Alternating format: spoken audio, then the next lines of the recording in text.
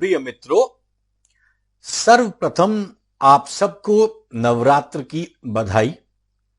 ये जो नवरात्र हम मनाते हैं, जैसा नाम बताता है, यह 9 रात और 10 दिवस का यह नवरात्र है। इस नवरात्र को मनाने के पीछे कई तथ्य हैं और कुछ उन तथ्यों की आइए वैज्ञानिक पड़ताल करते हैं। इस समय आपका जो ये नवरात्र शुरू हुआ है, यह आश्विन मास के शुक्ल पक्ष की प्रतिपदा तिथि है। अच्छा, प्रतिपदा का मतलब पहली तिथि, तो आश्विन मास के शुक्ल पक्ष की यह पहली तिथि है।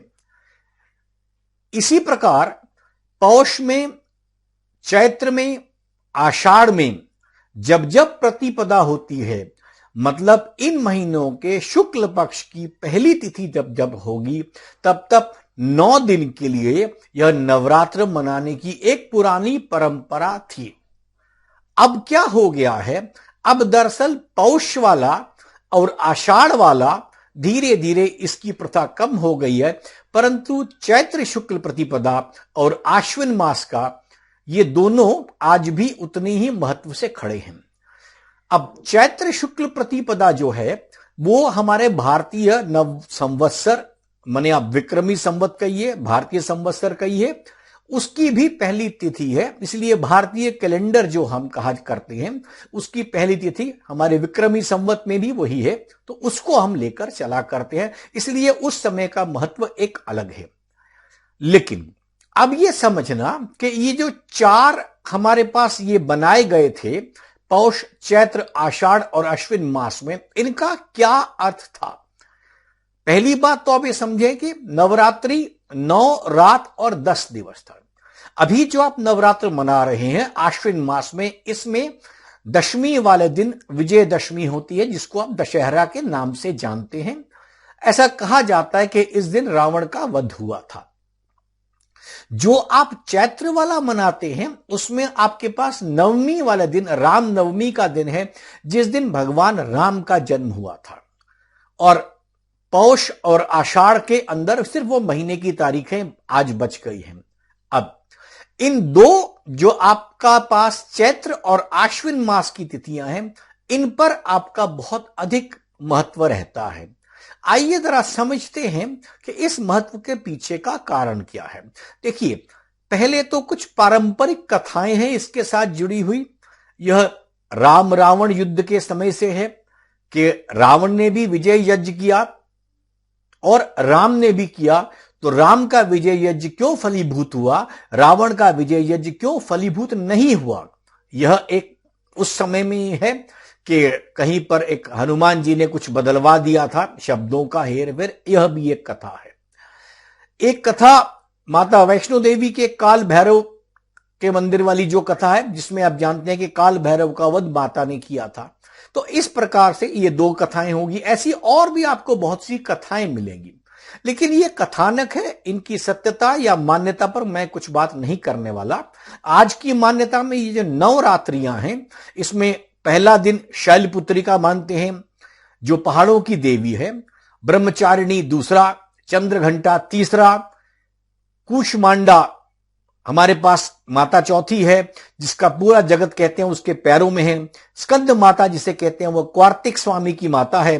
कात्यायनी जिसे कहते हैं वो कात्यायन आश्रम में जन्मी थी। और कालरात्रि जिसे कहते हैं काल का नाश करने वाली महागौरी, जिसका अर्थ होता है सफेद रंग वाली मां, और इसी तरह सिद्धिदात्री, सर्व सिद्धि देने वाली है। आज के समय में इसको जो का अब बदल कर आ गया है, इसमें माता वैष्णो देवी जम्मू कटरा की, माता चामुंडा देवी हिमाचल प्रदेश की, मां वज्रेश्वरी कांगड़ी, मां ज्वाला देवी हिमाचल प्रदेश, मां चिंतपूर्णी ऊना ये भी हिमाचल में है, मां नैना देवी बिलासपुर, मां मनसा देवी पंचकुला, मां कार्तिका देवी कालका और मां शाकंभरी देवी सहारनपुर। मतलब ये सारे जो अब नए बदल गए हैं, लेकिन ये सारे भी उत्तर भारत की ही देवियों के नाम इस प्रकार रखे गए हैं। गुजरात में जो आजकल आश्विन मास का जो ये नवरात्र है इसको बड़े पैमाने पे मनाया जाता है। यहां पर डांडिया और गरबा खेला जाता है। आपने डांडिया और गरबा गुजरात का सबसे अधिक सुना है। तो इस प्रकार से ये जो हमारे विचार चले हैं इन पर चीजें चली हैं। लेकिन आइए, ये सब तो रहे इसके धार्मिक पहलू। हमें बहुत सी बातें परंपरागत से धार्मिक पहलुओं में क्यों समझाई जाती रही हैं उसका आप कारण समझ लीजिए। क्योंकि हम धर्म के नाम पर किसी बात को बहुत बेहतर तरीके से समझ पाते हैं और ग्रहण कर लेते हैं। अब लेकिन असल में क्या था इसका एक वैज्ञानिक तथ्य भी है, मैं जरा उसको भी आपसे बांटना चाहता हूं या शेयर करना चाहता हूं। दरअसल ये क्या है, पौष मास जो लोग जानते हैं उनको पता होगा, ये पीक सर्दी जब सबसे अधिक सर्दी रहती है ये दिसंबर के दूसरे पखवाड़े में और जनवरी का पहला पखवाड़ा, वो वाला हमारा पौष मास है। चैत्र हमारा क्या है, अप्रैल के महीने में, ये तो सब आपको मालूम ही है। इसी प्रकार आषाढ़ मास का जो पड़ता है वो पड़ता है जून के महीने में, गर्मी खत्म होने के बाद जुलाई के शुरू होने पर। और ये आश्विन मास तो आप आजकल देख ही रहे हैं। अर्थात जब जब ऋतु परिवर्तित होती है यह नवरात्र होता है। जब जब ऋतु परिवर्तित होती है यह नवरात्र माना जाता है। अब ऋतु परिवर्तन जब होता है, आजकल वो ऋतु उस प्रकार से परिवर्तित नहीं हो रही है। उसका कारण यह है कि मनुष्य ने प्रकृति का दोहन अत्यधिक कर दिया है, इसलिए प्रकृति कभी भी विभत्स रूप में आपके सामने आती है। पर अगर पुराने समय में आज से 40-50 साल पहले तक आप जिस मौसम की बात करें वो मौसम इसी प्रकार होता था। दिसंबर के जो अंतिम समय में, जनवरी के पहले हफ्ते में वो सबसे अधिक शीत ऋतु होती थी, ऋतु थी, जिस समय आप जानते हैं कि आप कहते हैं कि लोहड़ी के बाद गर्मी शुरू हो जाती है, मतलब ठंड खत्म होनी शुरू होती है, बसंत ऋतु आती है। इसी प्रकार चैत्र के महीना जो अप्रैल का महीना, उसके बाद गर्मी आ जाती है। जून समाप्त होते होते वर्षा शुरू हो जाती है, वर्षा ऋतु का समय आ गया। और जो अब माना जा रहा है नवरात्र आश्विन मास का, इस समय वर्षा समाप्त हो चुकी है और वर्षा समाप्ति के बाद मौसम जो बदल रहा है धीरे धीरे शीत ऋतु में जाएगा और फिर वही दिसंबर आ जाएगा। तो इस प्रकार हर लगभग 3 महीने बाद ये एक नवरात्र होता था। असल में इसके पीछे का जो वैज्ञानिक तथ्य आप वो समझिए। जब मौसम बदलता है, ऋतु बदलती है, फल फूल सब्जियां बदल जाती हैं, तो आपके खान पान की व्यवस्था बदल जाती है। अब देखिए, जब सर्दियां होती हैं, ठंड का मौसम होता है, उस वक्त आप तिल की चीजें खा सकते हैं, लेकिन गर्मियों में तो नहीं खाएंगे क्योंकि तिल की प्रकृति गर्मी देने की है। तो इसी प्रकार इन सब प्रकृतियों से, एक प्रकृति से दूसरी प्रकृति का जब आप भोजन करते हैं तो हमारे पास इन 9 दिनों में आप क्या करते हैं, अपने शरीर के विषाणुओं को खत्म करते हैं। आपने सुना होगा, आजकल बहुत कॉमन शब्द आ गया है कि अपने शरीर से टॉक्सिन्स निकालिए। तो ये टॉक्सिन्स क्या है? यही तो विषैली चीजें हैं जो एक ऋतु से दूसरे ऋतु में थी। और जब आप ये 4 व्रत जो लोग रखा करते थे, तभी आप देखिए उनका जीवन स्वस्थ और दीर्घ रहता था। किसी समय में आप देखिए लोगों को बीमारियां नहीं होती थी, आज से कुल 50 साल पहले। अब उन बीमारियों में हल्का सा आपका खान पान बदला, और खान पान भी हमारा जो था वो स्थान के लिहाज से था। पंजाब के अंदर अगर आपका छोले भटूरे चला करते थे तो दक्षिण भारत में इडली सांभर था। मतलब हर क्षेत्र का अलग अलग प्रकार का भोजन था और वो वहां की जलवायु और प्रकृति के अनुसार था।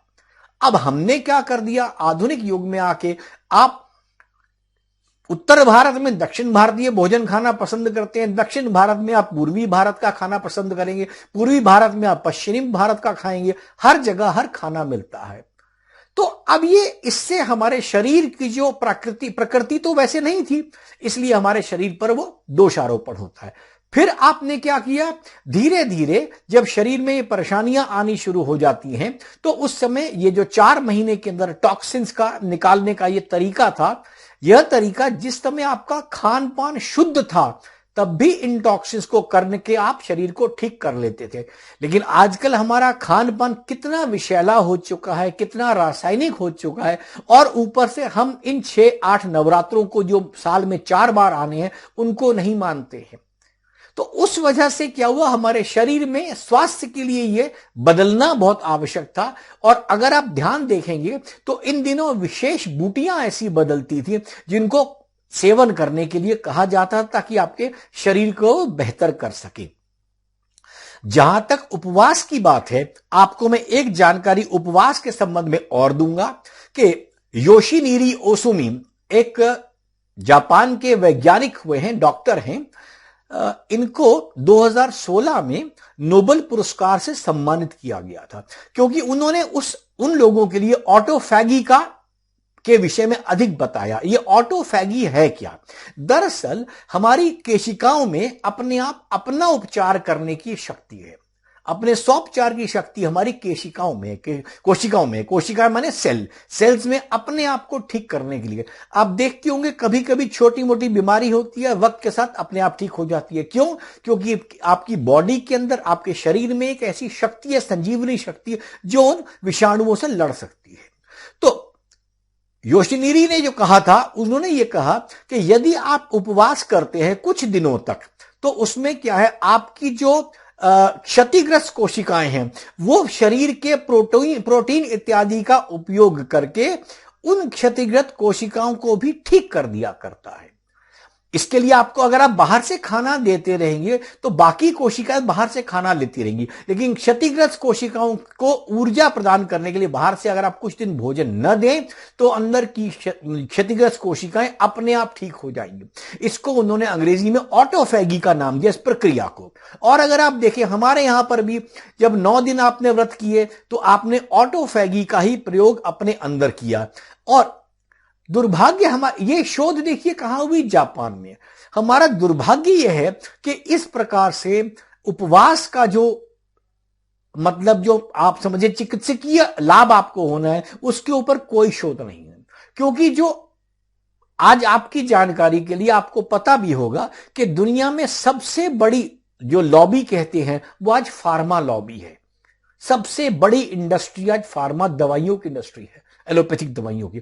तो उन दवाइयों की इंडस्ट्री ने इसको खत्म कर दिया कि आप अपने शरीर को ठीक कर सके। फिर भी कुछ लोग परंपरागत उपवास रखते हैं। आपको ध्यान होगा कि जब नवरात्र में आप उपवास रखते हैं उस समय आप नमक दूसरा खाते हैं, माने आप आयोडाइज सॉल्ट नहीं लेते, सेंधा नमक लेते हैं, क्योंकि वही हमारी परंपरा में था, वही रहा। तो उस तरीके से वो भी हमारे शरीर की शुद्धिकरण करता है। आप रोज सेंधा नमक खाइए और भी अच्छा है। तो आपको जो उपवास रखने चाहिए वो रखने चाहिए अपने आप को हल्के फुल्के भोजन पे। हमने क्या किया, आज उपवास का नाम तो रख लिया। अभी हमारा शरीर क्यों खराब होता है, उपवास का नाम तो रख लिया, लेकिन साथ में कुट्टू के आटे की आज पूड़ियां खा लीजिए, आज मतलब वो जो दूसरा चावल है, उस चावल की, जो व्रत का विशेष चावल है, उस चावल की हम खीर खा लेंगे। तो इन सारी चीजों को लेकर तो हम अपने आप को नुकसान ही करेंगे। अब आप देखेंगे, अब आजकल फिर आ चुका है, फल सब्जियां अधिक खाइए, हरी सब्जियां खाइए, कच्चा अनाज खाइए, कर करके इस चीज को प्रकृति ने, बहुत लोग इस काम पर लग चुके हैं और बहुत से लोग आपको बताते हैं कितनी भी लाइफस्टाइल डिजीज है इससे ठीक हो जाती है।